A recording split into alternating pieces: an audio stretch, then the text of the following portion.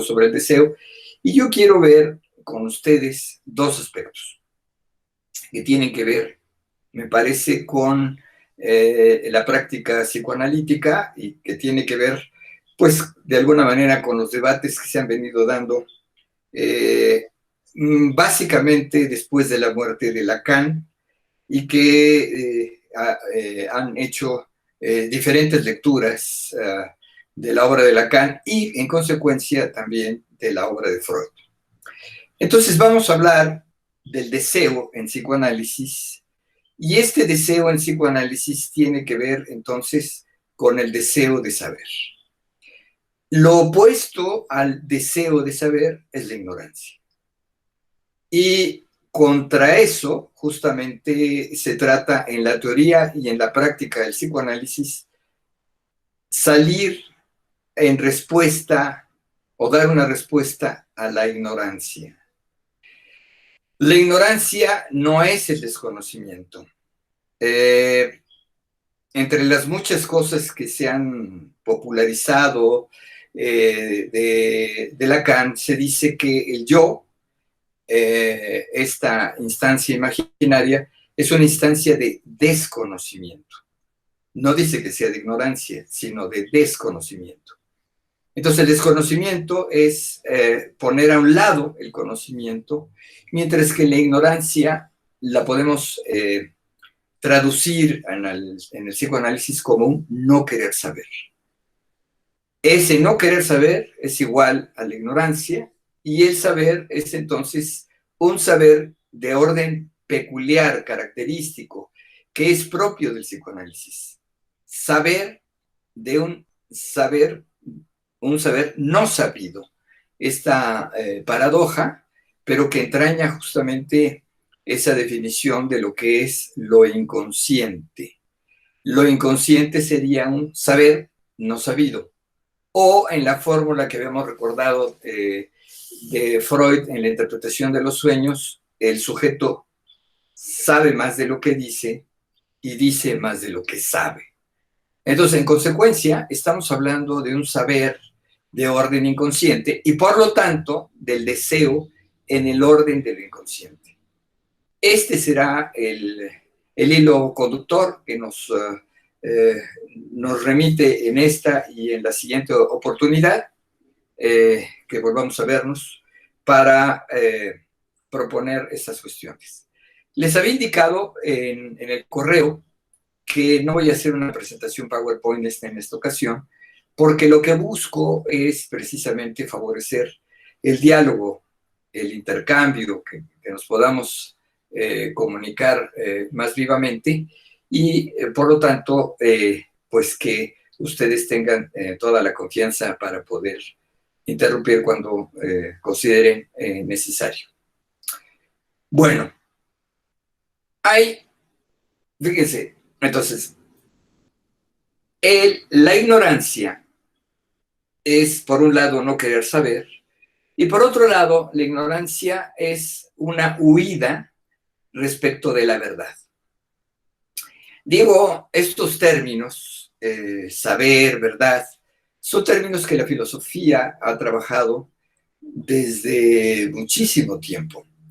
En Platón hay, siguiendo a su maestro Sócrates, hay un interés por definir lo que es el saber, y también hay un interés por definir lo que es el deseo. Entonces, si en alguna interpretación anudan el saber y la verdad y el deseo, es en la obra de Platón. Por supuesto, en la formación psicoanalítica, en la formación de los psicoanalistas, pues hay a veces tendencia de no escuchar a los filósofos, de no tomar a los filósofos en cuenta, y por supuesto Platón es de estos filósofos que a veces se recurre, pero solamente para, como un elemento, digamos, de formación, de cultura general y demás, cuando no es así. Ahí hay una serie de problemas de carácter interesantes. Bueno, decía, a la verdad que viene discutiéndose después del año 2011, mucho relacionado con lo que la realidad del mundo que se da después de los ataques a las Torres Gemelas. Aparece esta cuestión de la posverdad, o esto de la era, han dicho algunos, y así se ha publicado en varios sitios, la era de la posverdad, o sea, lo que es más allá de la verdad. Pero nunca nos dicen qué es lo que está después. Déjeme contar un breve chiste acerca de la posmodernidad que está ligada a estas cosas. Le preguntan a un ciudadano oriundo de nuestro barrio Bravo de Tepito, y le preguntan, bueno, ¿y usted qué es? Y él responde, posmoderno. Entonces ahí está el origen de la posmodernidad en Tepito. Bueno, la posverdad tiene o responde o da cuenta de un fenómeno contra la verdad que se dirime en tres terrenos. Y esos tres terrenos van a tener que ver con el psicoanálisis. Tres obstáculos que habría que desmontar para entender cuál es este saber, este deseo de saber que pregona el psicoanálisis. El primero de ellos tiene que ver con esto de lo que la retórica ha llamado el hombre de paja. El hombre de paja es esta cuestión de estos artilugios que se hacen en el campo para ahuyentar a los cuervos y que se pone un hombre de paja. Ni es hombre, si es de paja, pero simplemente es un artilugio, algo que no existe. Bueno, el hombre de paja es tratar de tener, digamos, un punching bag, un saco de boxeo, al cual pegarle y que no responde, por supuesto. Entonces, el hombre de paja es esta figura en la cual nosotros construimos una figura fácil de tirar, fácil de acabar con ella, y esto se traduce, me parece, en un asunto fundamental en el psicoanálisis. Aquí hay el primer equívoco. Decimos el psicoanálisis como si fuera único, y no es así. Hay una diversidad, como todos sabemos, pero no siempre tomamos en cuenta, que hay una diversidad de enfoques para el psicoanálisis. Entonces están los kleinianos, están los junguianos, están los freudianos ortodoxos, los que se llaman freudolacanianos, en fin, hay una pluralidad de corrientes que tienen que ver con el psicoanálisis. Y son diferentes. Y los presupuestos son diferentes. Y la manera de abordar los problemas son diferentes. El hombre de paja opera aquí bajo esa cuestión de usted es lacaniano o usted es freudiano y atacar a la persona diciendo usted es así, como si quien lo criticara no partiera de una posición. Aquí el punto es, todos tenemos una posición. Aquí, como se decía hace unos días en Palacio Nacional, hay que definirse. Hay que estar en una posición o en otra. ¿Cuál posición? ¿Cuál es la mejor? ¿Cuál es la recomendable? Por supuesto, no hay Dios que pueda definir, porque eso significaría situarse por encima de todas las corrientes, de las diversas corrientes que hay en el psicoanálisis. Ustedes verán, por ejemplo, que en lo freudiano-lacaniano, así llamado, en realidad es una pluralidad de escuelas y de posiciones y de gente que debate unas cosas, otras, y las orientaciones son diferentes. Aquí el asunto es que cuando calificamos a alguien como freudiano, por ejemplo, usted es un freudiano ortodoxo, pareciera que quien lo califica así parte de la nada, que está por encima de esa posición. Cuando cada posición es tan importante, tan relevante como lo es la persona o el conjunto de personas que lo define. Esto va a tener con algo que voy a comentar un poco más adelante, que es la cuestión de los paradigmas. Según un célebre sociólogo que despuntó en los años 70, Thomas Samuelson Kuhn, que en su libro La estructura de las revoluciones científicas abordó el tema de los paradigmas. Dijo, la ciencia se hace no de acuerdo a los lineamientos del positivismo, sino de acuerdo a ciertos paradigmas. Es decir, las personas se reúnen en torno a una cierta concepción y de acuerdo con esa concepción hacen su trabajo científico y se refuerzan entre ellos. Entonces es una descripción muy interesante que marcó un punto de inflexión en las reflexiones sobre la filosofía de la ciencia y que, aunque Kuhn no menciona el psicoanálisis, menciona la psicología y menciona sobre todo la psicología de la Gestalt, menciona la psicología de Piaget, pero el psicoanálisis no. Lo cual, pues, es de alguna manera explicable en este conjunto de expresiones de lo que es científico y lo que no es científico, pero el punto aquí es el siguiente: nadie es neutral respecto de una posición en psicoanálisis. Todos estamos inscritos en alguna y en relación con otras, en diferencia con otros.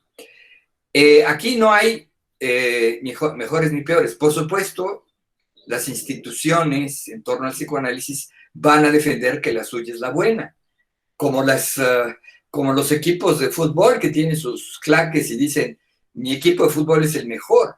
Por supuesto, es una cuestión, ahí está. Entonces, el punto aquí es cómo en una posición entramos a los temas de estos, de la verdad, del deseo, de lo inconsciente, desde una determinada perspectiva. Entonces, pues, el hombre de paja es esta posición en psicoanálisis muy socorrida de que la posición de usted es tal, y ya con eso se descalifica o se pretende descalificar lo que el otro diga. Es una forma de argumento que se llama ad hominem. O sea, si usted es lacaniano, tendría que aceptar tales o cuales cosas. Pues según quién, según mi lectura de usted, como si mi lectura fuera neutral y la de usted parcial. Esto no es así. El segundo obstáculo que consideramos aquí es lo que se llama los falsos tópicos. Un autor lo ilustra de la siguiente manera. El profesor se planta delante de sus alumnos y les empieza diciendo que Galilei fue víctima de la Inquisición medieval, ¿no? Y sigue, dice una serie de cosas. Y luego interrumpe y dice, no, no es así. Galileo no fue víctima de la Inquisición porque la Inquisición es una institución medieval y Galileo es post-renacentista. ¿Qué quiero decir con esto? Que los falsos tópicos nos hablan de aquellos elementos que hemos englobado en un determinado tópico. Por ejemplo, la posición del psicoanálisis respecto de lo femenino, la feminidad, o en general sobre las mujeres, es un tópico, es un asunto. Un asunto que de pronto se resume en determinadas posiciones.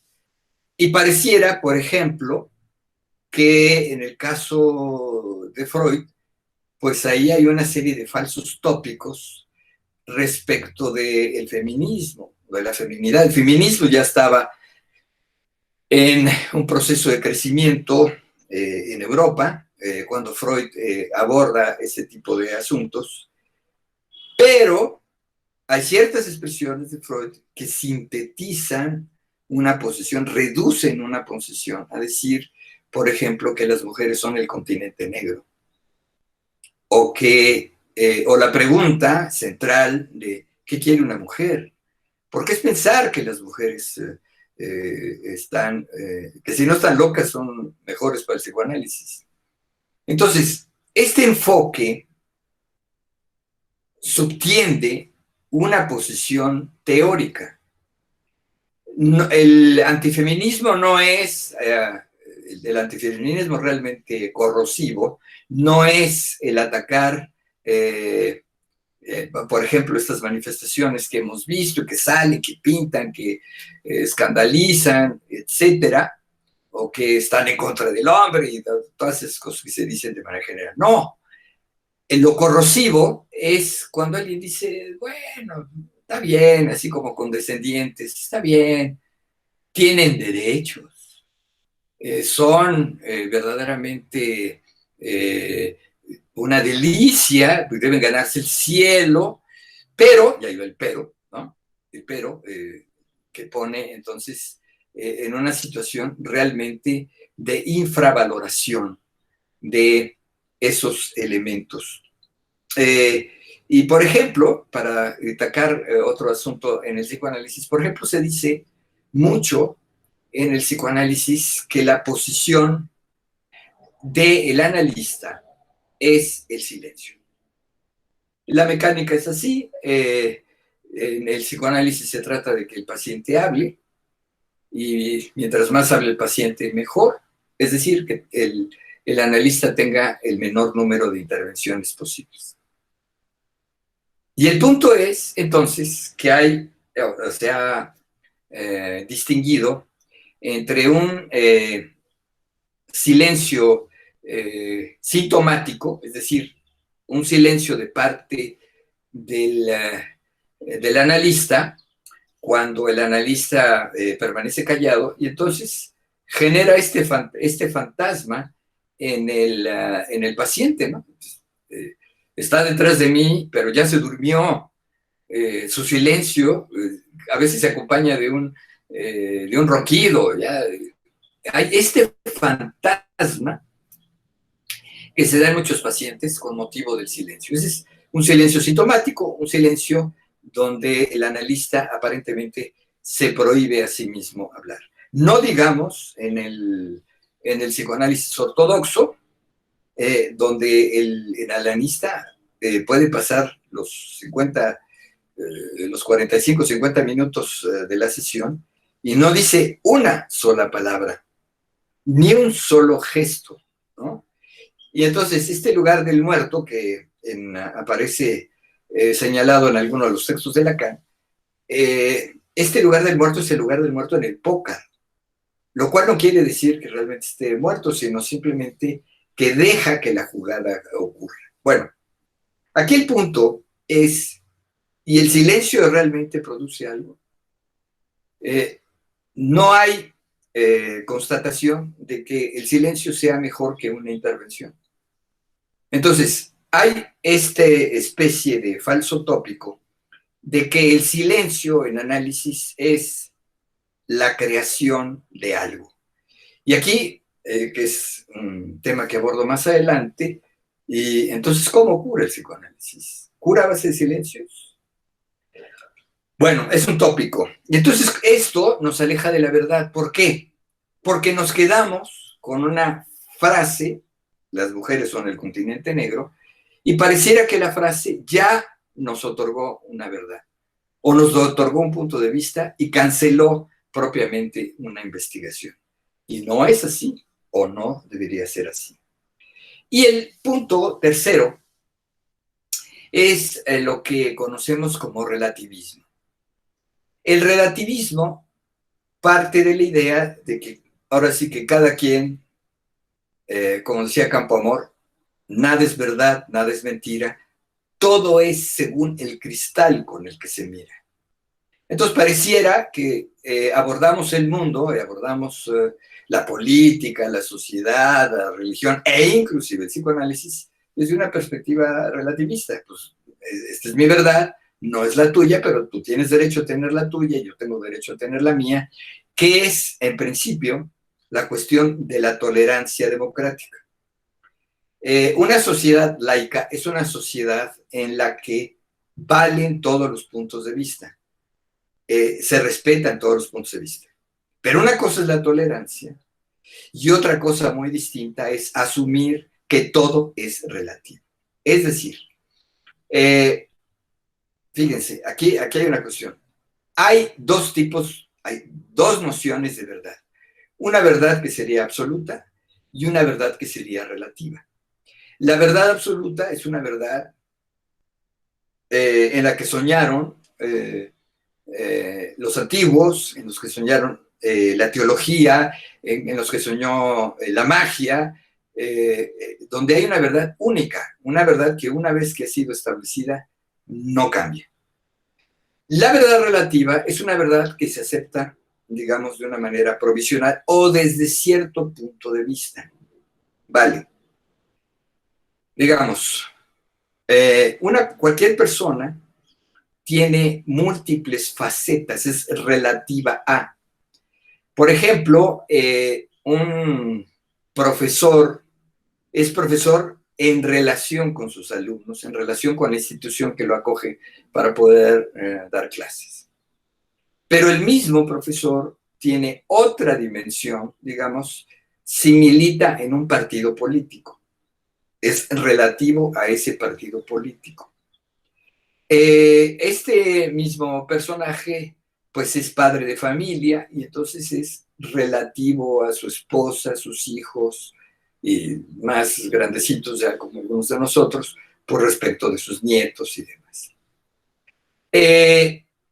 Este personaje entonces tiene múltiples aspectos en su vida. La verdad relativa es una verdad que se asume porque de cada cosa puede haber diferentes aspectos. Pero no significa que estos aspectos sean subjetivos. Esa es la gran trampa. Cuando dices relativo, entonces subjetivo. Claro, porque es un punto de vista. No, espérame. Un cristal tiene múltiples facetas. Si te mueves alrededor del cristal, hay otras caras que vas viendo del cristal. Pero eso no significa que sea una mirada subjetiva, sino que las facetas son un aspecto relativo. Debo decirles de manera muy rápida que justamente en 1905 Einstein publica un trabajo fundamental donde critica esa posición objetivista de Newton, en la cual pues solamente había un tiempo y un espacio. De tal manera que el espacio era único y el tiempo era único en la concepción de Newton. Esta concepción tiene una gran capacidad explicativa y que, por supuesto, funciona y aún sigue funcionando como física clásica.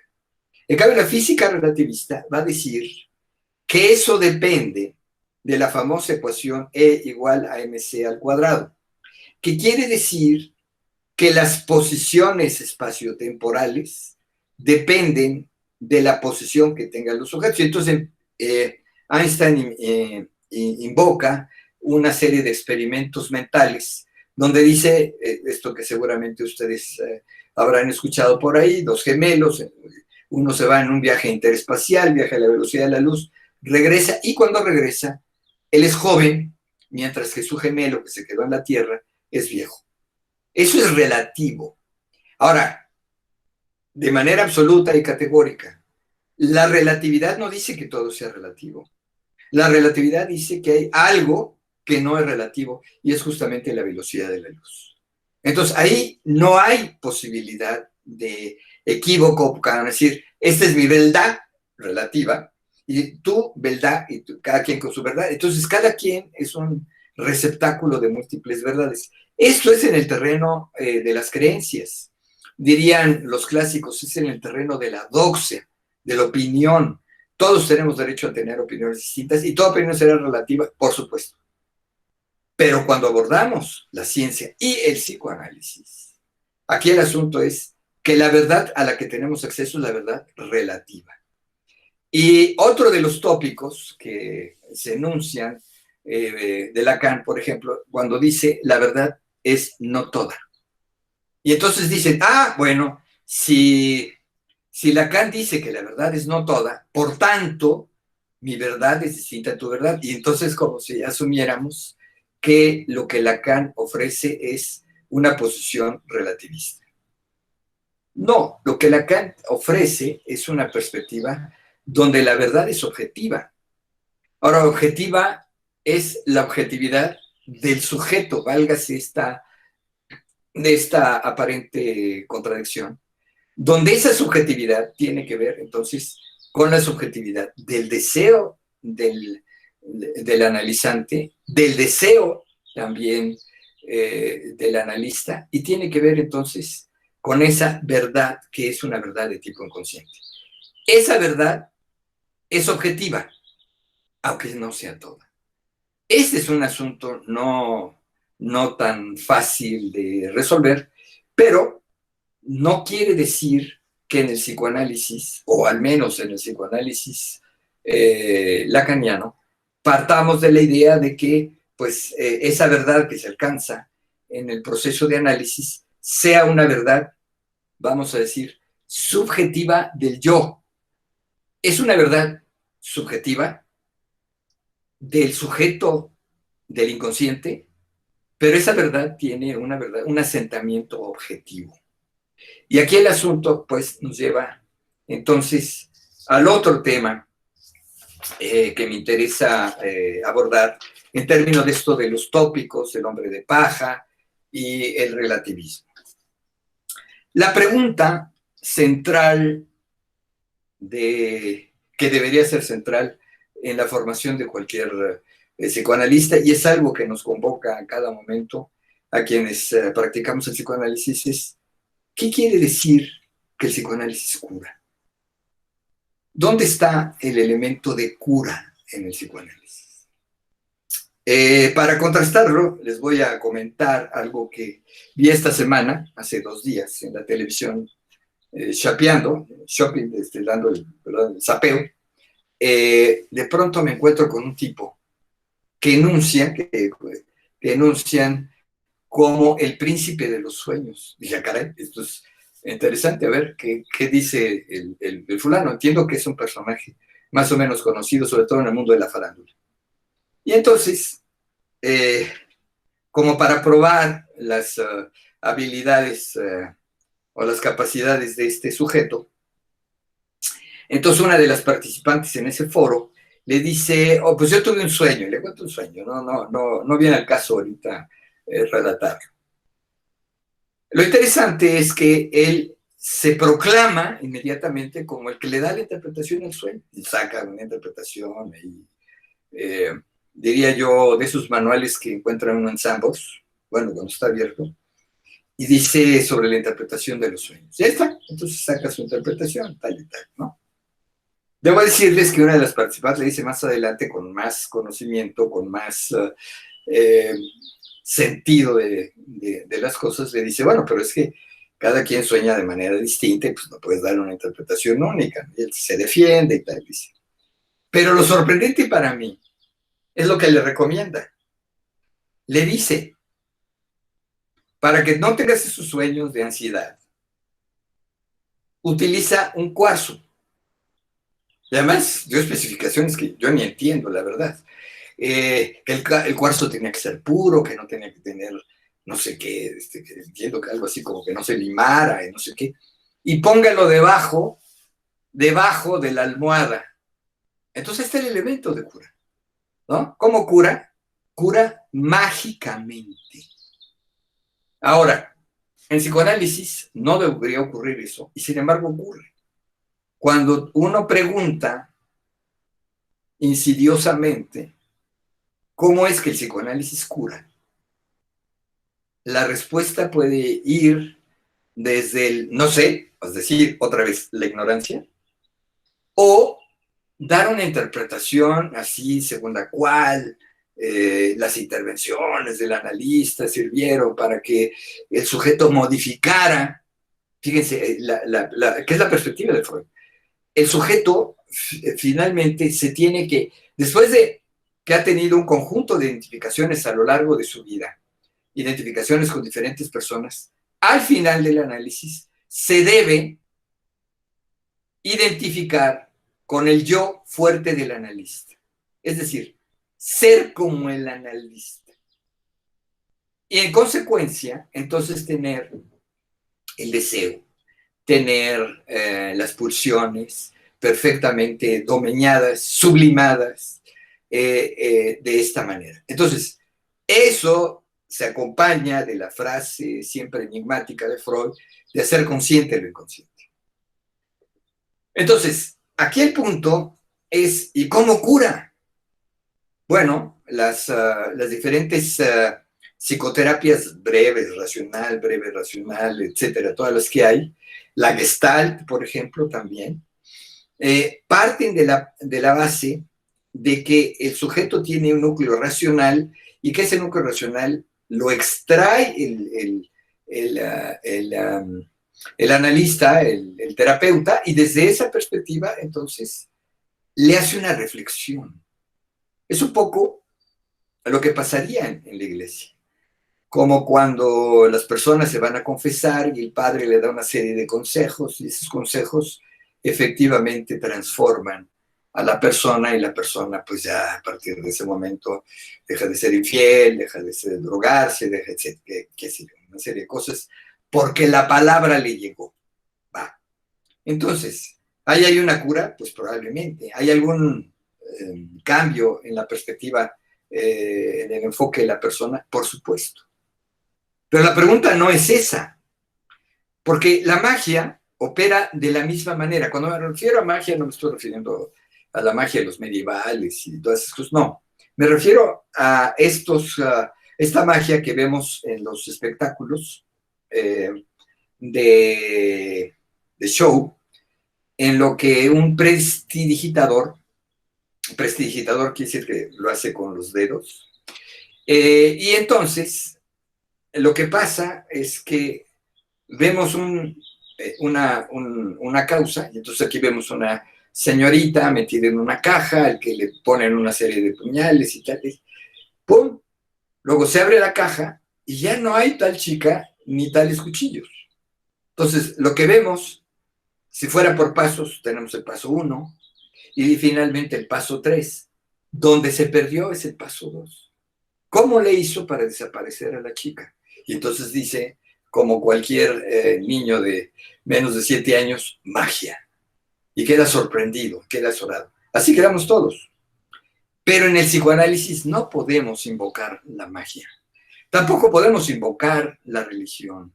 No son ensalmos lo que el analista le recomienda, le dice o dialoga con su paciente.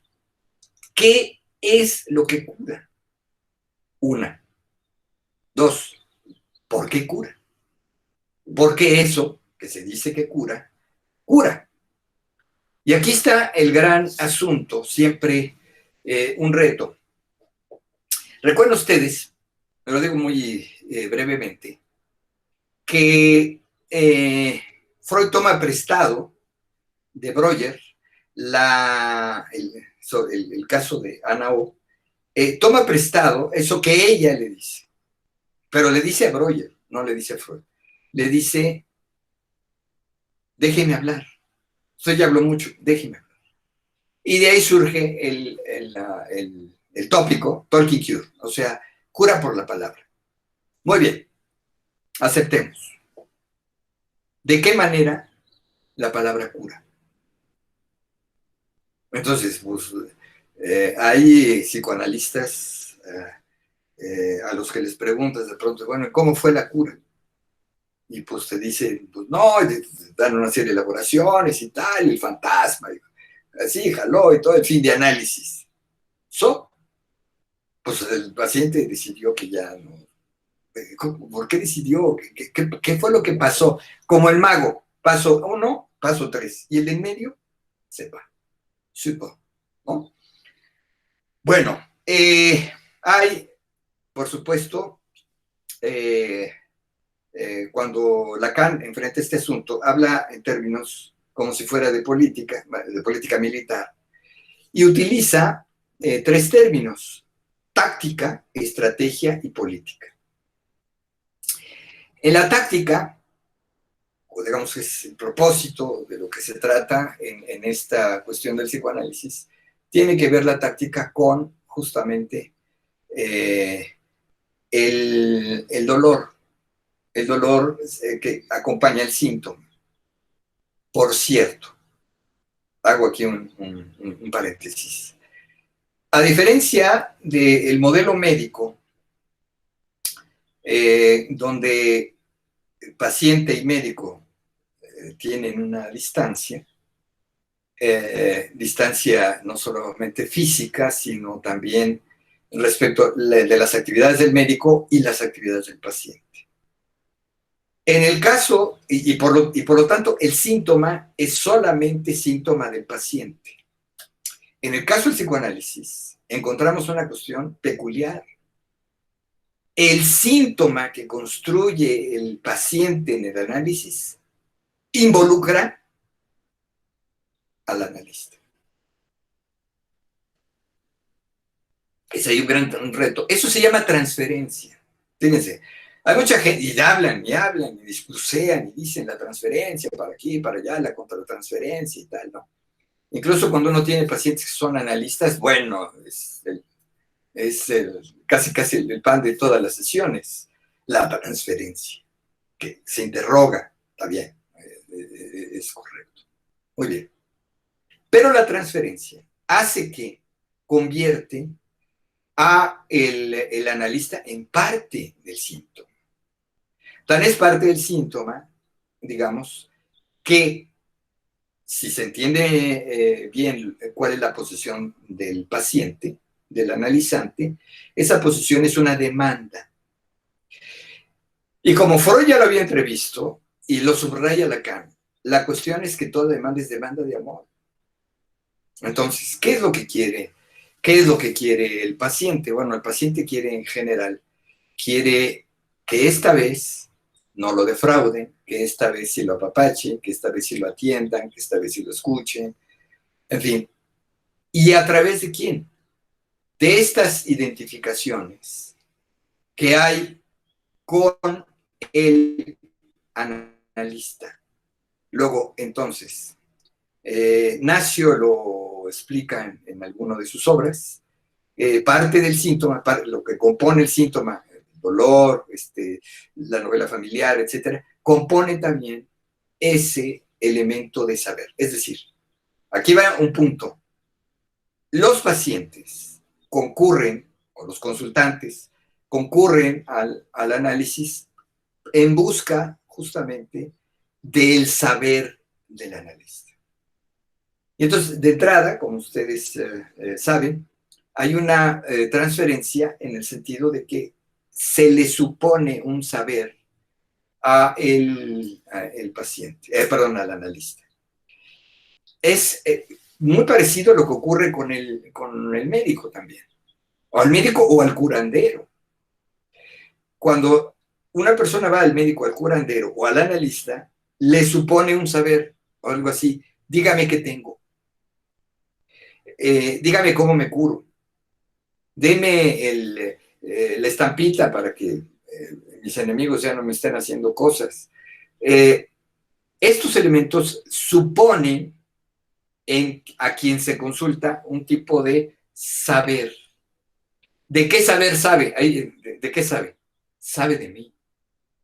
Es decir, el médico sabe de mí, sabe de mi organismo. Y aunque, como nos recordara Jaime, no hay medicina, no hay el concepto abstracto de enfermo, sino hay enfermos particulares, ¿no?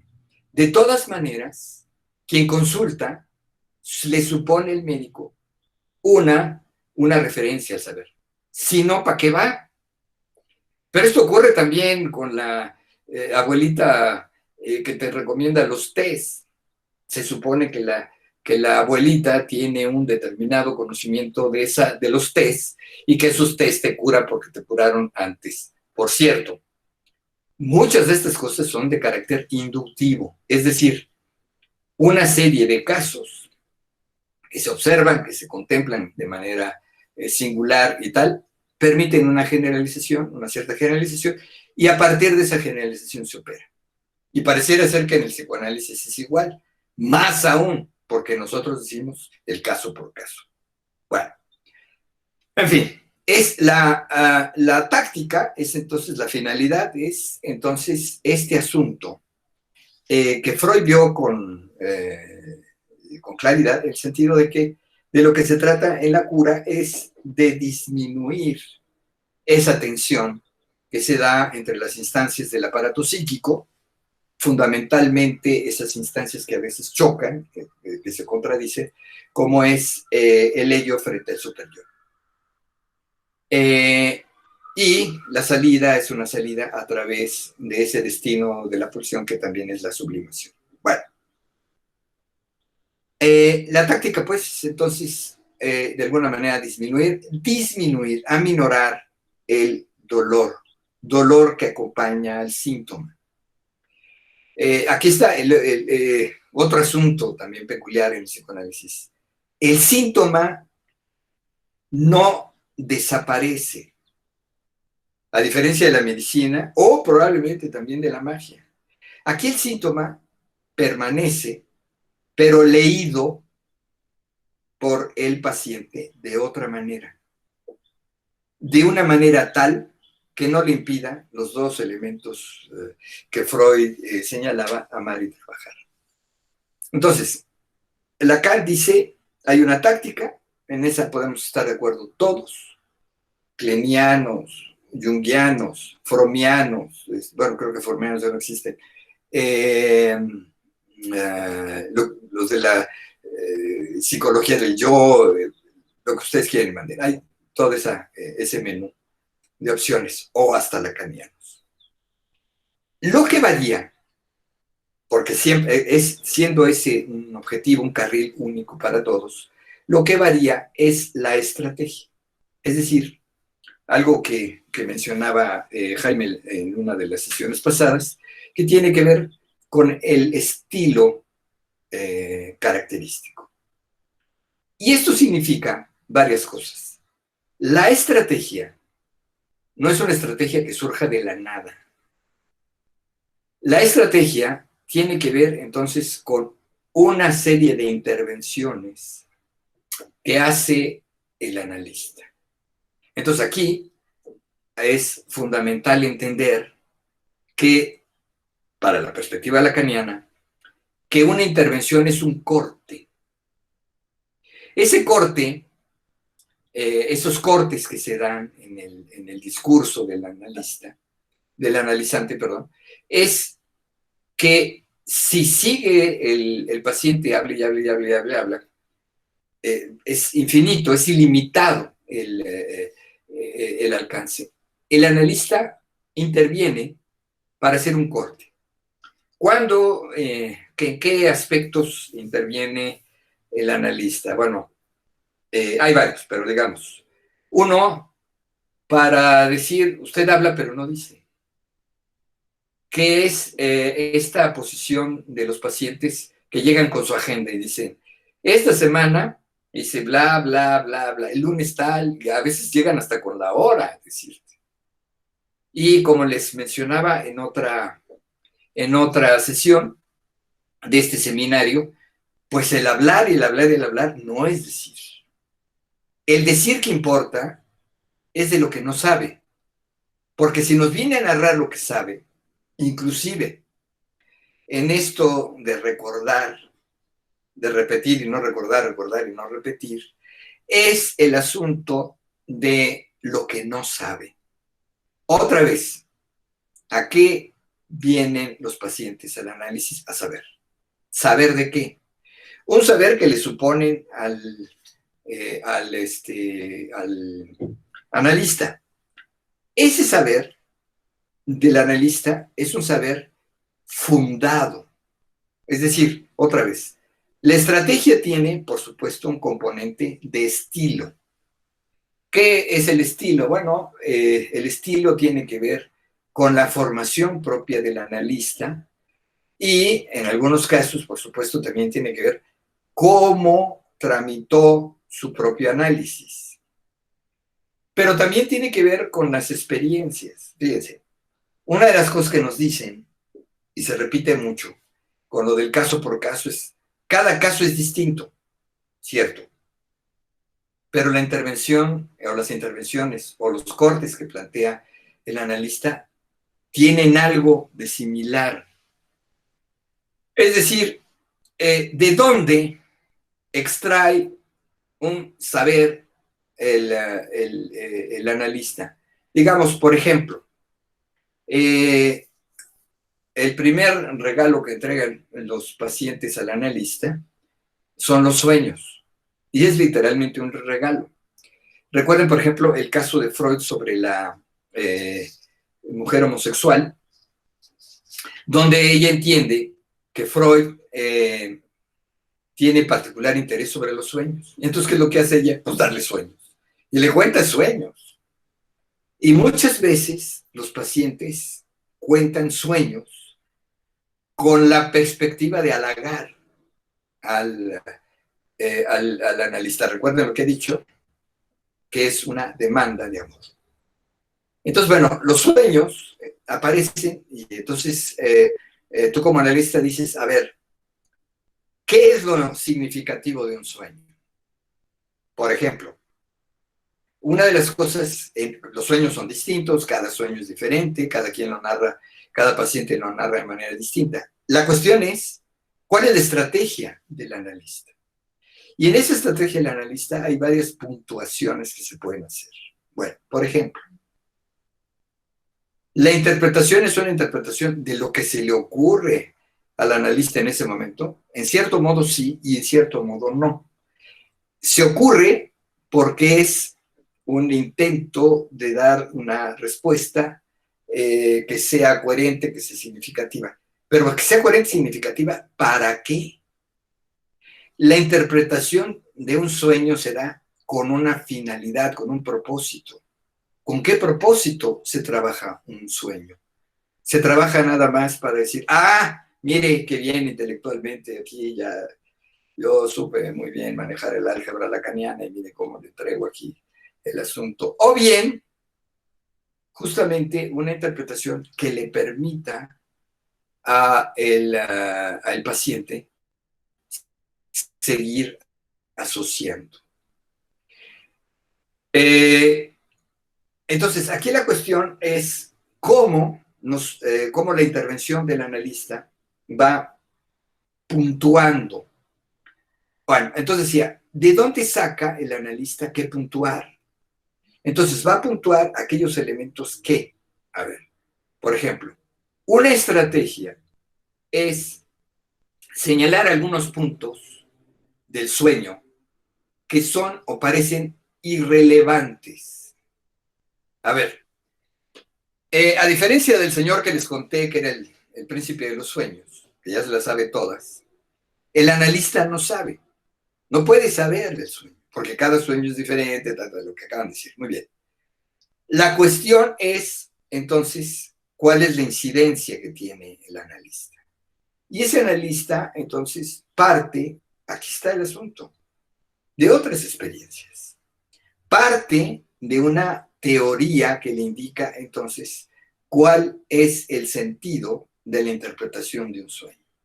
Y el sentido de la interpretación de un sueño es que el paciente siga asociando, que siga produciendo tales, ¿no?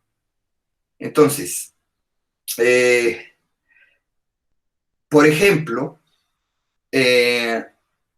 la intervención del analista, usted dijo en el sueño, narró el sueño de esta manera, tal, entonces hay que, por ejemplo, puntuar una frase. ¿Qué frase? Pues no puedes saber de antemano qué frase va a venir en el curso de un análisis, de un sueño. Sin embargo, la teoría lo que nos dice es que los sueños de un neurótico obsesivo y los sueños de una histérica no son iguales. Es decir, hay una, válgase la expresión, hay una manera de soñar obsesiva y una manera de soñar histérica. Entonces, una de las intervenciones en la estrategia del analista es justamente puntuar una determinada frase. Esa frase generalmente no es de algo que resulta un sinsentido. Les narro una viñeta rápida de un sueño. Una consultante dice, soñé con que mi difunto marido, tiene 2 años de haber muerto, lo soñé en estos días de confinamiento y tal, y me regalaba un reloj. Un reloj, y lo describe con cierta puntualidad. Dice, bueno, un reloj de esos finos, subraya la palabra fino, ¿no? Es decir, fino en el sentido de caro. Dice, es un reloj de hombre, ¿va? Y dice que tiene no solamente las manecillas del reloj, sino que son esos relojes que tienen el día y la noche que se van moviendo según las horas del día, ¿no? Es puntualmente interesante. Y entonces, pero dice algo que es el sinsentido. En el sueño, el marido muerto le coloca, le dice, mira lo que te traje de regalo, ay, qué bonito, tal, ¿no? Y entonces se lo pone en el pie, se lo anuda en el tobillo. La pregunta es, entonces, no es un reloj para ver la hora, porque a menos que seas equilibrista, vas a poder ver la hora. Entonces es un reloj para no ver la hora, es decir, para no ver el tiempo. Esta interpretación del sueño puntúa la frase, ¿no? Me lo puso en el tobillo. Esa frase, que también le interroga a ella, es una frase que hay que analizar, desglosar, y eso es lo que ella hace. Entonces asocia que se trata de un reloj y encuentra que no es para que se vea, no es un solo aspecto del reloj, sino son muchos. Tiene que ver con el hijo, tiene que ver con el abuelo, entonces se abre una pluralidad de personajes y una pluralidad de relojes. Y resulta que el reloj que ella soñó se lo había entregado ella, lo había descubierto en una cajita guardada y se lo entregó al hijo del marido fallecido. Entonces tú ves entonces que hay en una interpretación es subrayar aquellas cosas que puntuar aquellas cosas que se dicen en el discurso y que desconciertan de manera tal. Entonces, pues, la estrategia tiene, sí, efectivamente, este componente, es decir, un mismo sueño puede ser leído o interpretado de diferente manera por cada uno de los analistas que pudiera tener acceso. Seguramente yo que les narro ahora el sueño, a lo mejor despierta para ustedes una serie de ideas de cómo podría interpretarse el sueño. Pero bueno, ese es el asunto. Ahora, eso lleva a una cuestión relativa, pero no relativista. Es decir, ese sueño entraña una verdad. Recuerden ustedes que Freud nos dice que el sueño es la realización o el cumplimiento de un deseo. Muy bien. El punto aquí es que con los psicoanalistas no hay manera, diría Woody Allen, ¿no? ¿Por qué?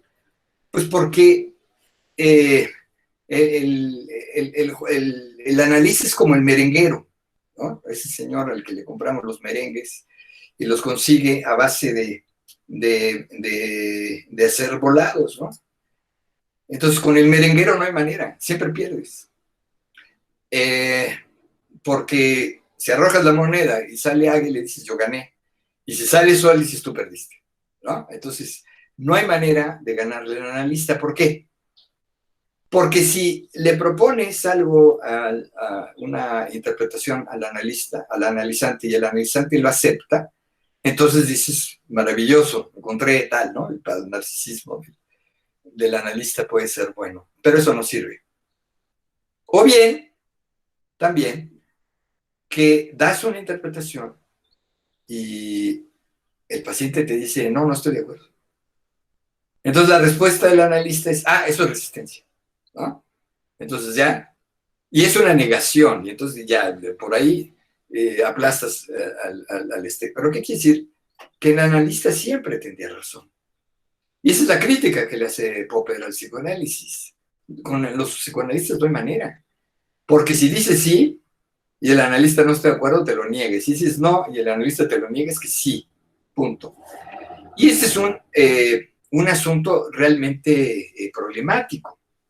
Porque si esa estrategia es exclusivamente personal, no tendríamos manera entonces de ver cómo conduce a la dirección de la cura.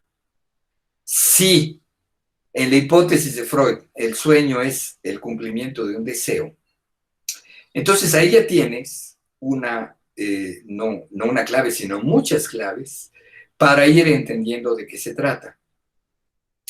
Y la cuestión en un sueño es qué es lo que aparece, cómo se articula el sueño. Y en esa articulación ya no depende ni del analista ni del analizante. Esa articulación que se logra vía la asociación y vía la transformación de la frase en un conjunto de asociaciones, lo que te dice es que la intervención, es decir, la interpretación, cumplió su objetivo, para decirlo en estos términos, que es el generar nuevas asociaciones. Ahora, esas nuevas asociaciones, ¿de qué van? Pues del saber que el paciente tiene y no el analista. ¿Por qué el analista tomó aquello? Pues porque le pareció incongruente, le pareció un punto a subrayar, hay muchas razones que puede haber. Sin embargo, lo que cuenta es que la intervención, en este caso la interpretación, tiene que ver entonces con esta manera que permite las asociaciones, ¿no? Entonces, bueno, ahí está. La estrategia efectivamente puede cambiar, pero esto es como las fórmulas químicas. Una fórmula química, es la analogía que encuentro, la fórmula química puede tener los ingredientes y cada quien los combina de manera diferente dentro de una fórmula. O sea, hay una cierta libertad de composición. Por supuesto que la hay. Lo que no hay es esta libertad para decir, hay una fórmula. ¿Qué fórmula? Bueno, esa fórmula tiene que ver, por ejemplo, con la hipótesis freudiana de el cumplimiento de un deseo. Y ahí está uno de los aspectos. Bueno, y la política pues tiene que ver entonces con este proceso en el cual eh, tú generas un conjunto de condiciones para que el deseo emerja. Fíjense, eh, el deseo de saber de algo, y ese algo es lo inconsciente. Lo otro, ese otro que invade, que llena al consultante, al analizante, lo llena de dudas. ¿Qué significa este sueño? ¿Por qué me perturba este sueño? ¿Por qué me perturba este síntoma? ¿Por qué no me puedo llevar bien con mis jefes, etcétera? Todo este conjunto de situaciones tienen un dispositivo, y ahí viene entonces la cuestión de la política. La política tiene que ver con eso que algunos llaman el setting. Ahí va. Entonces dicen, por ejemplo, si usted va a poner en su consultorio de psicoanálisis, búsquese un diván, pero nunca te dicen por qué el diván. Es más, no hay película donde no aparezca el diván, que por cierto, en la mayoría de las películas que uno ve a los psicoanalistas, uno raras veces ve tumbado al paciente, generalmente los ve dialogando frente a frente. Y, por cierto, también subrayo, en las películas lo que vemos es a estos psicoanalistas y psicoanalistas mujeres que, a diferencia de lo de los consejos del médico que les pedí que revisaran,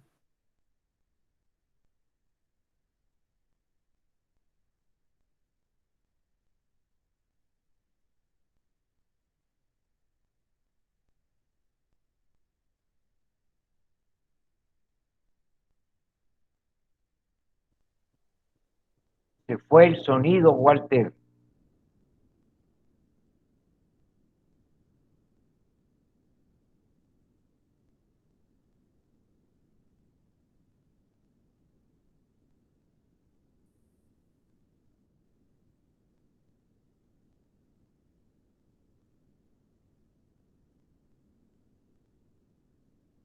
No creo. En cambio, sí creo que ese silencio absoluto del analista puede dificultar el proceso de asociación que suponemos que acompaña a la política del psicoanálisis. Entonces, ¿qué hay? Lo que hay en la política del psicoanálisis son dos cosas. Debe haber analizante con una demanda de análisis que tiene que ver probablemente con una sintomatología o algún problema traumático, en fin, puede variar, pero hay una demanda. ¿Demanda de qué? Demanda de saber. ¿Saber de qué? Saber de lo inconsciente. ¿Puede o no tener una idea clara de lo que es el inconsciente? Seguramente no. Solo el proceso de análisis le va a poder indicar qué es eso del saber del inconsciente. No se sabe a priori. Segundo, entonces está el paciente y está en correspondencia el analizante. ¿Qué interviene más en esa política? Interviene la regla fundamental, también llamada regla de oro. Diga todo lo que le viene a la mente sin ninguna censura, sin prejuicio. Diga tonterías. Y vieran cómo les cuesta a los obsesivos decir tonterías. A las histéricas no, a la primera dije una cosa y digo otra y no pasa nada, ¿no? Entonces, aquí el asunto es que esa política del psicoanálisis tiene que ver con el paciente, con el analista y no el diálogo, porque no hay diálogo, no se trata de un diálogo como el que hay entre amigos, ¿no? Cuando vas al VIPS o ibas al VIPS y te contaban un sueño y te dicen, a ver, ¿cómo lo interpretas? Ahí hay un diálogo, pero no hay psicoanálisis, ahí no hay análisis. Para que haya análisis, válgase, el paciente debe someterse a la libre asociación. Punto fundamental. Decimos libre asociación, que no es libre y tampoco es una asociación completa. No es libre, ¿por qué? Porque si aceptamos que el inconsciente determina, pues no puede ser libre, a menos que uno crea que la libertad consiste en dejarse guiar por el inconsciente, algo así. Entonces, estos dos elementos. Ahora bien, puede haber en lugar de un diván, una silla. La política es lo que usted tiene que lograr son las asociaciones. Si lo hace sentado frente a usted en una silla, o como hemos hecho algunos analistas, pones al paciente en una silla volteado para que no tenga este fantasma estarte viendo, ¿no? Eso va en contra de la política del psicoanálisis. Tiene usted que tener su diván para que esto se dé. Me parece que no. Me parece que lo fundamental, lo esencial de la política del psicoanálisis es la asociación. Y esta se puede dar de muchas maneras. Lo subrayo sobre todo ahora, porque en las condiciones en las que estamos, las sesiones se hacen vía Internet. Y vaya que ya hay resistencias en algunos por el Internet, por supuesto, porque te veo, porque no te veo, porque no. Entonces, hay una resistencia, pero también hay una cierta facilidad también para la asociación. Estamos aprendiendo, esto es novedoso para la mayoría de los analistas, pero sí pienso en la política del psicoanálisis, digo, el que se haga a distancia y de manera remota, pues no tendría nada por qué ver. Bueno, han pasado los 15 minutos después de las 11. Déjenme solamente acentuar algo que me parece importante. que tiene que ver con la realidad. Miren, en el caso de Freud hay una dinámica de muchos aspectos de lo que tiene que ver con la realidad. En determinado momento Freud expresa la única realidad, la realidad psíquica, sí. Pero también hay este texto de huida de la realidad, como se da en la paranoia y como se da en la neurosis. Son dos maneras diferentes, completamente diferentes, que hablan de ahí sí ya de estructuras clínicas que funcionan de manera distinta. Por eso les decía, hay una manera de soñar en la obsesión y hay otra manera de soñar en la histeria. Bueno, muy bien. El problema es la realidad. Y volvemos al punto. Si la única realidad es lo que el paciente crea, bueno, pues entonces lo que vemos es un conjunto de narrativas. Y a esas narrativas se podrían oponer, a la narrativa del paciente se podría oponer la narrativa del analista. Pero son tan válida una como la otra. Es decir, en el fondo, la narrativa del analista no cuenta, porque es una realidad entonces tan hechiza, tan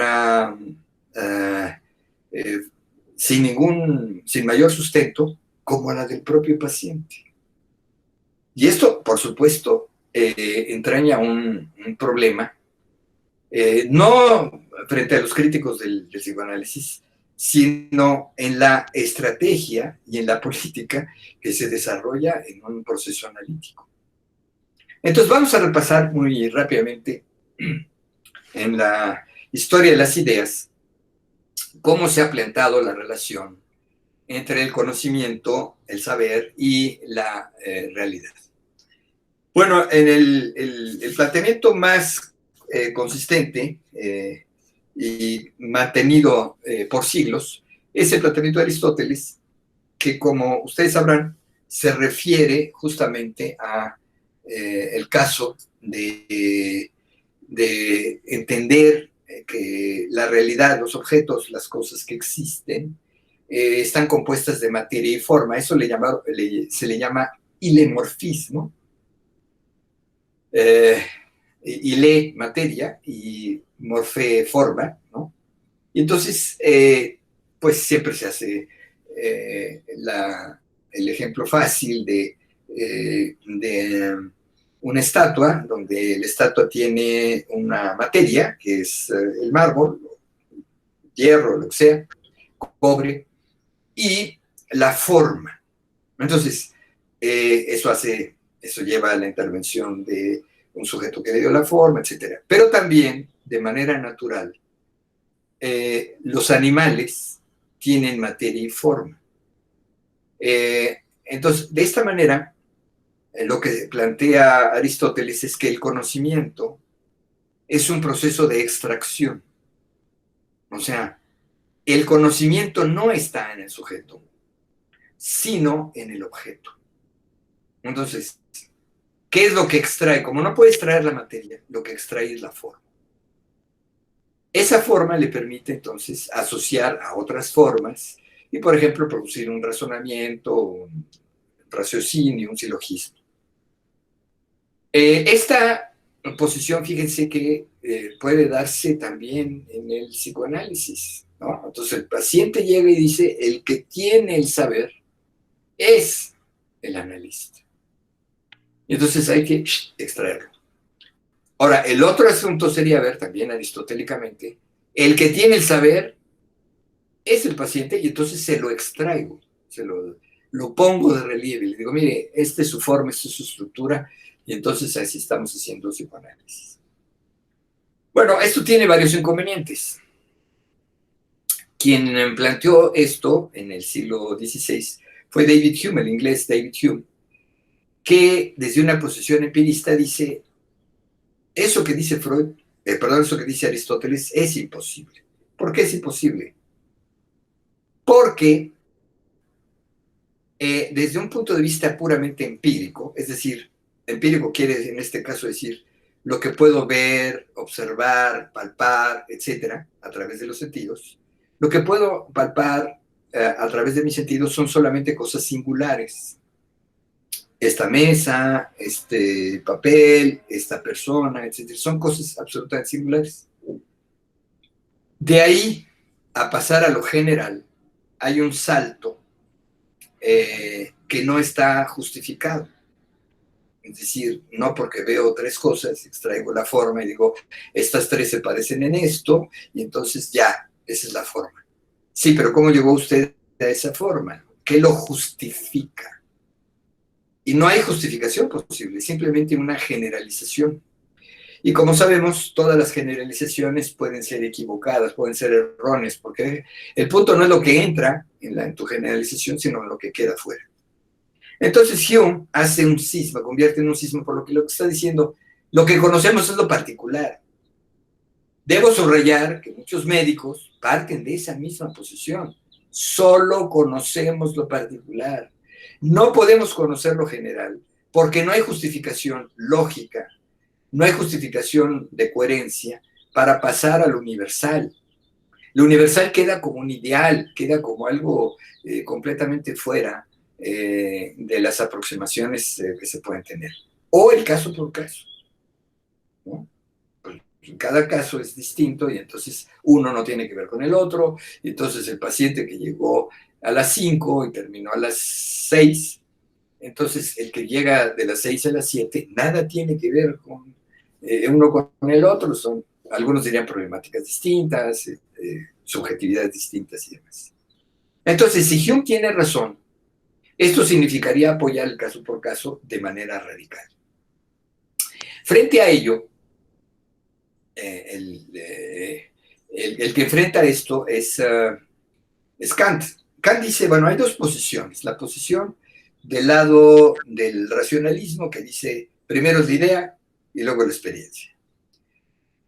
Y el empirismo, que dice, primero la experiencia y luego la idea.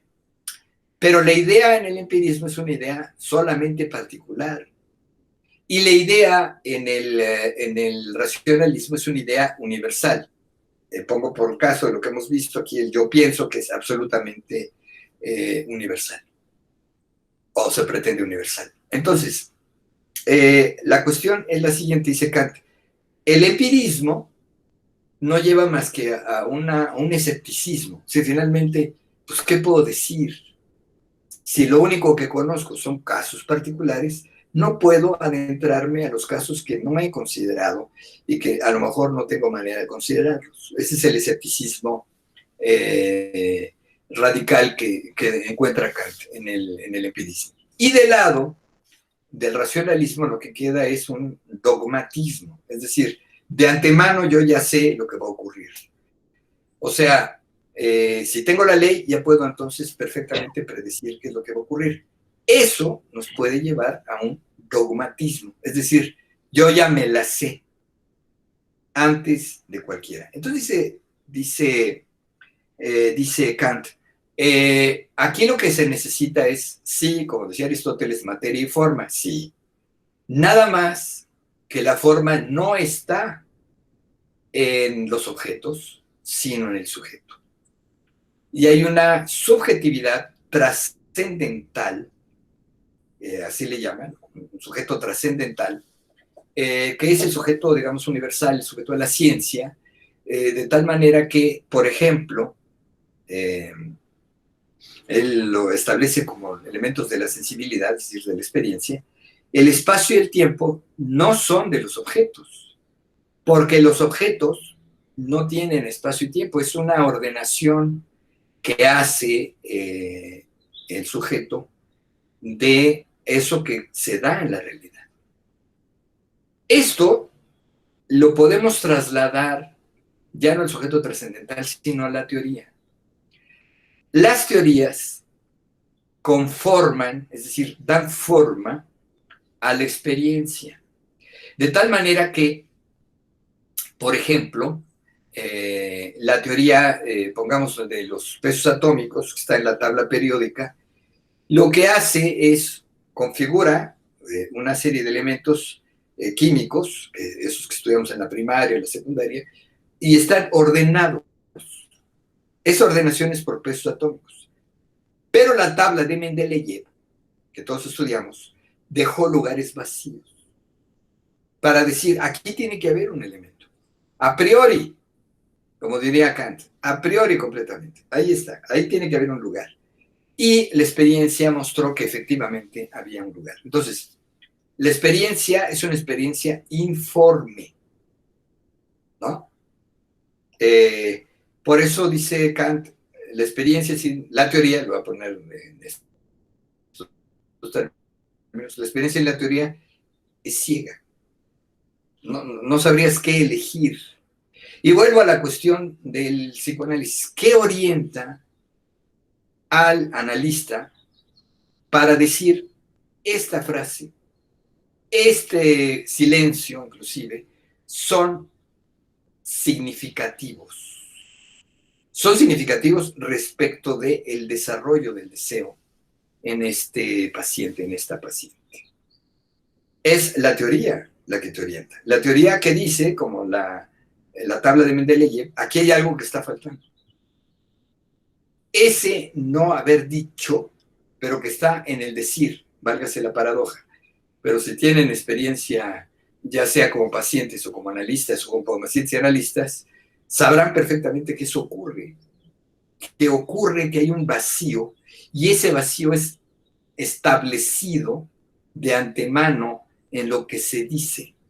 Bueno, entonces la filosofía tiene un giro radical con Kant,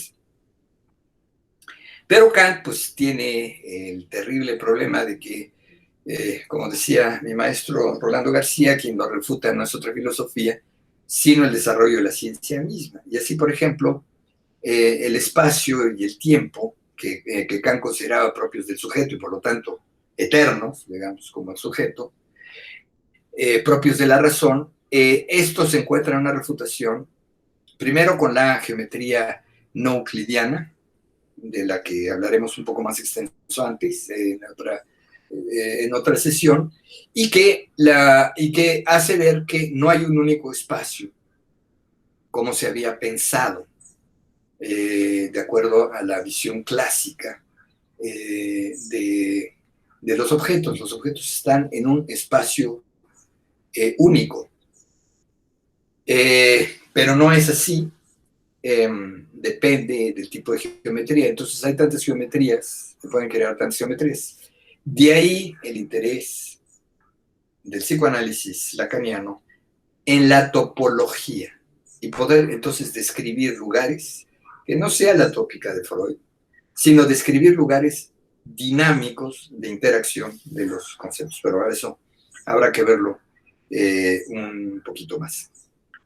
Esta visión de Kant entra en contradicción con el positivismo, porque el positivismo va a enfatizar nuevamente que lo fundamental son los hechos, y los hechos son incontrovertibles y nada tiene que ver, ahí va, ni los prejuicios, ni las ideas previas, absolutamente nada en el caso de la ciencia.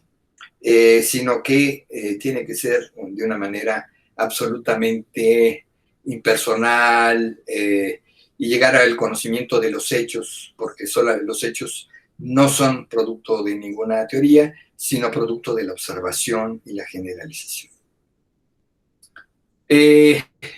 Esta que llegó a tener un elemento sofisticado con el Círculo de Viena, el empirismo, que es el positivismo lógico, que sigue siendo positivismo, aunque añade la lógica,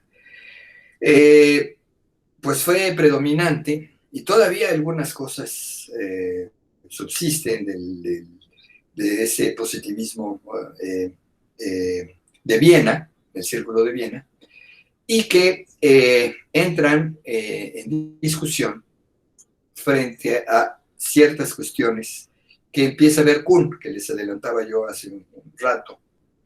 Es decir, si tenemos dos o 3 geometrías. ¿Cuál es la buena?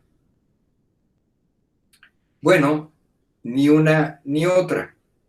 Depende del problema que enfrente. Entonces, las geometrías, fíjense el gran asunto. Las geometrías no euclidianas incluyen como un caso particular a la geometría euclidiana, bajo determinadas condiciones y transformaciones. Muy bien. La geometría, para estudiar cómo el espacio se curva, es curvo, que utiliza Einstein, es una geometría no euclidiana. Es decir, no habría teoría de la relatividad sin una geometría distinta. Bueno, como sea, las escuelas se organizan en paradigmas y ese paradigma no solamente dice qué es lo aceptable, sino también cómo se comprueban las cosas. Es decir, si mi física es una física gravitacional, esa física gravitacional va a tener determinados experimentos y determinados resultados. Pero si mi física, como son las que se desarrollan después, es una física no gravitacional, entonces las consecuencias, las interpretaciones y los experimentos son completamente diferentes. Y sin meterme en mayores aclaraciones, simplemente diré que entre la relatividad y la mecánica cuántica hay puntos de no convergencia. Cada uno establece una escuela y cada uno interpreta, llegaron, digamos, a ese acuerdo, que una cosa es el mundo microfísico y otra es el mundo de las grandes galaxias y demás, que tiene que ver con las grandes velocidades, por ejemplo, como la velocidad de la luz. Bueno, dicho esto, la cuestión es cómo se distribuye el psicoanálisis.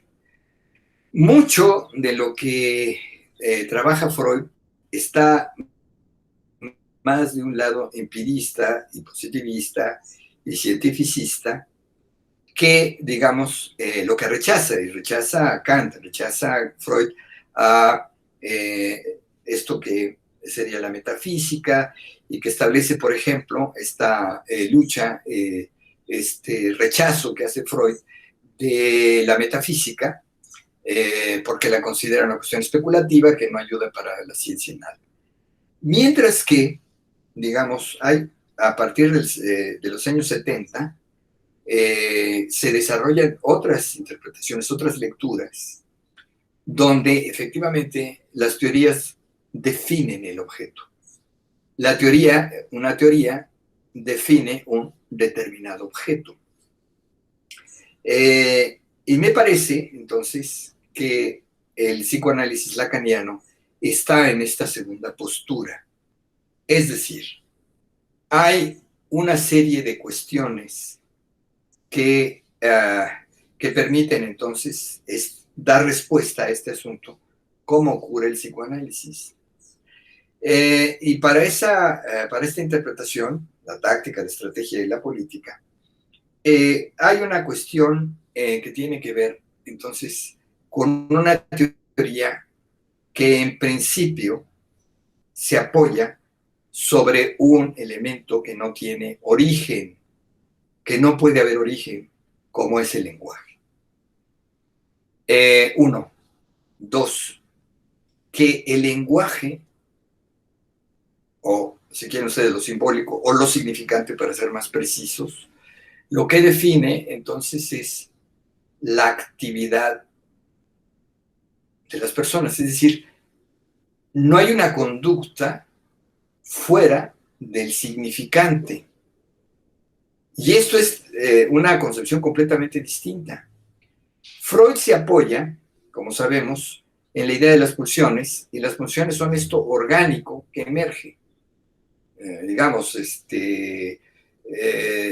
ya saben, el bebé atraviesa por determinadas etapas, que va de la pulsión oral a la pulsión fálica. Luego viene el periodo de latencia, que llama Freud. Y finalmente, en la adolescencia, precisamente por eso que decían las abuelitas, ahí cuando las hormonas se ponen locas. Entonces reemerge la cuestión de las pulsiones, pero ya bajo otra dimensión. El gran asunto de Freud fue que las pulsiones tienen que ver con lo orgánico, pero hay una representación. Eso que discutimos hace algunas sesiones. La representación deja fuera el elemento, vamos a decir que la representación es la forma y el contenido es la pulsión. Lo que dice Freud es que esa pulsión se reactualiza, se mueve hacia otros componentes del mismo sistema. Válgase, como si se pensara en una caja negra donde todas las partículas se articulan, se mueve para un lado, pero se mueve dentro de la caja. Entonces, las representaciones o la forma tienen que ver con el yo, y todo lo demás, que tiene que ver con las represiones y demás, tiene que ver con esta cuestión. Nada más comparen esa posición con la posición de Lacan respecto de la pulsión. Dice, sí, hay pulsiones. Nada más que la pulsión es el eco en el cuerpo del significante. Órale. ¿Qué quiere esto decir? Que en las pulsiones no es lo orgánico, no es la naturaleza, no es lo físico, sino tiene que ver entonces con lo social, tiene que ver con el otro, y por eso hemos subrayado esta cuestión que defiende la posición de Lacan de que el inconsciente es el discurso del otro. Bueno, son las 11:37, me pasé un poquito, pero como siempre, pues espero este diálogo y espero que esta forma de presentación sea más cercana y les facilite el poder dialogar con su servidor.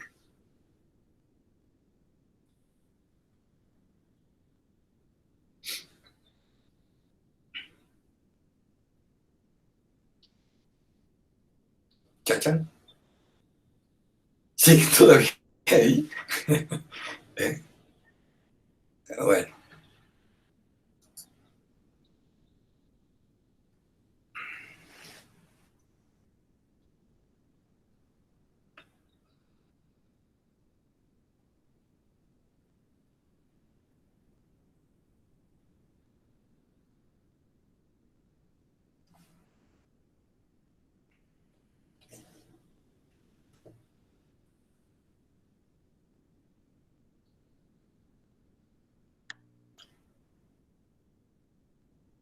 Fernando, ¿todavía estamos ahí? ¿O hace tiempo que quedé en el aire perdido? Yo quiero preguntar, Hola, Janet.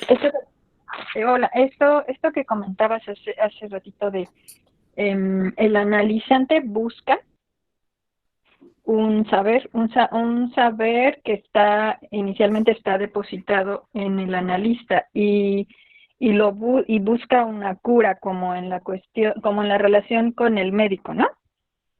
En la transferencia, sí. Ajá, La transferencia, no puede haber transferencia si el paciente no cree, digamos, que el otro le va a ayudar. Pues si no, ¿a qué va? ¿Ok? Ajá. Esa es la transferencia. ¿Y en qué Ahora, momento esto cambia o cómo es, en cuestión del deseo del analizante, en qué momento cambia o cómo cae en la cuenta o cómo se va haciendo cargo de ese deseo de saber del sí mismo, ¿no? bueno, mira, muchas veces los pacientes llegan y dicen, porque quiero saber quién soy yo, por ejemplo, ¿no? Es una demanda imposible de cumplir, porque pues, nunca vas a llegar a saber quién eres tú, ¿no? Porque eso implicaría una esencia, algo que no cambia, una identidad, etc. Lo que se va sabiendo a través de lo siguiente, mira, ¿cómo se instaura la transferencia? Para que haya transferencia tiene que haber este presupuesto, digamos, inicial del el sujeto supuesto saber, que llaman, ¿no? Sujeto supuesto saber, saber sujeto supuesto. Entonces, quien sabe, dice, se remite al propio sujeto. ¿Cuándo sabe? ¿Cuándo el sujeto se da cuenta de que el saber está en él? Pero hay muchas formas, hay muchos momentos cuando los pacientes te dicen, es que esto no lo había pensado. A ver, si no lo había pensado, ¿qué quiere decir? ¿Qué es la influencia del médico, el analista, el que le dice, oiga, ahí está eso, y entonces es influencia, es sugestión, o es algo que realmente tenía no pensado, pero de lo impensado de sí mismo? ¿Ok? Entonces ahí la transferencia funciona, envía a devolver el lugar de sujeto a él y no al analista. ¿Ok? O sea, no sabía que lo sabía, digamos, de esta manera, ¿no? ¿Ok? Entonces, el proceso en el análisis es que está compuesto por esta circunstancia del supuesto sujeto saber y también por eso que denominamos la novela familiar. La novela familiar es esta historia que todos nos juntamos, es decir, vengo de tal familia, tengo tales relaciones, etc. Esa es la novela familiar. En el momento en el que hay un quiebre, una transformación de esa novela familiar, entonces te das cuenta que la novela familiar puede ser reescrita. ¿Y en función de qué es reescrita? Y ahí es donde aparece la cuestión del deseo. El deseo, entonces, de decir, aquí había, en esa novela, había un deseo de saber, pero